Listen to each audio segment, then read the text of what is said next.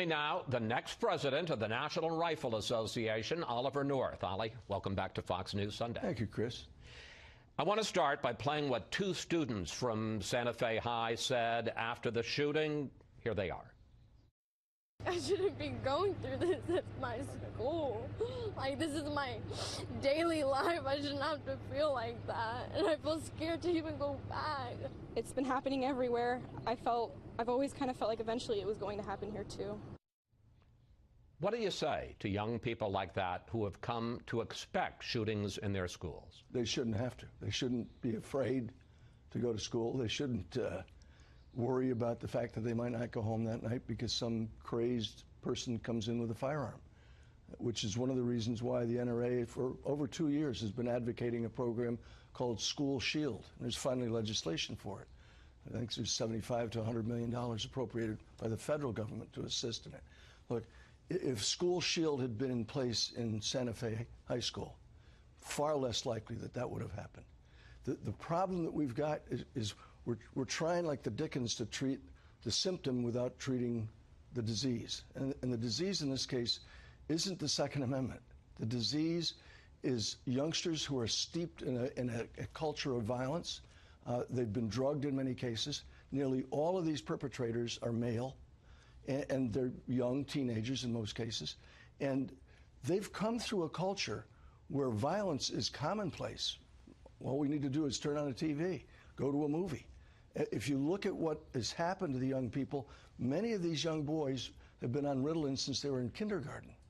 Now, I am certainly not a doctor, I'm a Marine, but I can see those kinds of things happening and endangering those two gals and their siblings. Let's get specific, because this was the 16th school shooting so far this year. That is the most at this point of the year since they started keeping records after Columbine in 1999. 2-3 key specific things that you think would keep our children safe. Well, one, School Shield would, because School Shield... Which is what? It's a program, the NRA introduced it 2 years ago. We'll go do an assessment. Costs the school nothing, costs the taxpayers nothing to get the assessment as to what the issues are in terms of ingress, egress, the ability to hide a firearm and get it into a school, the number of school resource officers you really need. And very few schools actually have that. Yeah, but let's just talk about that. Sure. If I may just talk about that specifically. This school had 2 policemen armed roaming the halls. The school administrator said yesterday they considered Santa Fe a hardened school. But there was no way to detect a firearm being brought into the building. Look, you and I came through the lobby here in this building where we're sitting right now. There was a security desk there. There was a barrier for us to pass through. You can't get on an airplane today without going through a metal detector.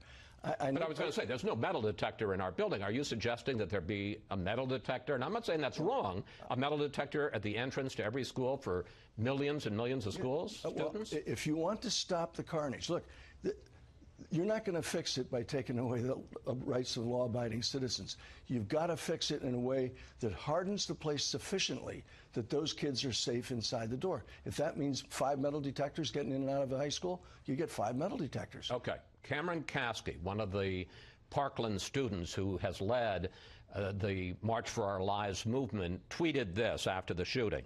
Donald Trump does not care about you or your kids getting shot. And here's what you've said about the Parkland school movement. What they did very successfully with a frontal assault and now intimidation and harassment and law breaking is they confused the American people.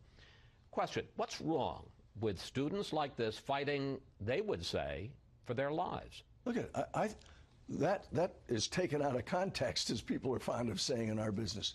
I was talking about the people who've organized the harassment, the vandalism, the threats, the hacking, and thrown the full force of the First Amendment against the Second Amendment. And they're leading the cause. These kids aren't the problem. They're being used by forces far bigger than they are to make sure that the Second Amendment goes away. Who is using the Parkland students? We know what Mayor Bloomberg was up to. We know what George Soros has funded. I mean, in our business, he's gone. His creations have gone after you, me, and everybody else has ever been at Cameron Fox. Kasky would say he's speaking and working for himself, and those other kids are. Okay, but my point being, I was not criticizing those kids. Your next guest is going to be a person who's an advocate for more gun control. He's got a First Amendment right just like I do. I believe that what we're doing right now with the National Rifle Association is trying to make sure that kids are protected without taking away the rights of law-abiding citizens. And that's all it's about. I got less than a minute left. You say that one of your jobs as the incoming president at the NRA is you want to reassure politicians with all of this movement now for gun control that it's a good thing to be associated with the NRA, not a liability. How's that going? Well, my goal is 1 million more members. We have 6 million now. We've been around since 1871. It took us that long. I want to get 1 million more, and then I'm going to go out and ask every NRA member to recruit one more. And that will put 14 million activists on the street. Not the types of George Soros is fielding, not the types that showed up down there in Dallas to protest our right to gather. Those are going to vote for people who support the Second Amendment. That's our cause. Ali, thank you. Thanks for coming in today. Pleasure.